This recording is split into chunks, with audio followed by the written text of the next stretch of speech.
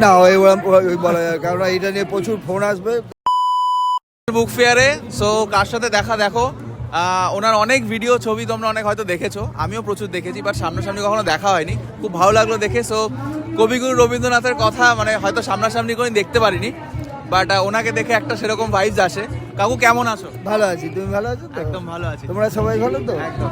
So এখন কিরকম মানে এখন কি চলছে, এখন কোনো নাটক বা কোনো সিনেমা? এখন ওই মাঝে মাঝে এদিক ওদিক সিরিয়াল, তারপরে টুকটুক এটা ওটাতে যাই, কখনো হয়তো সিনেমাতে রবীন্দ্রনাথের কোনো হলো ছোট রোলেতে ডাকে।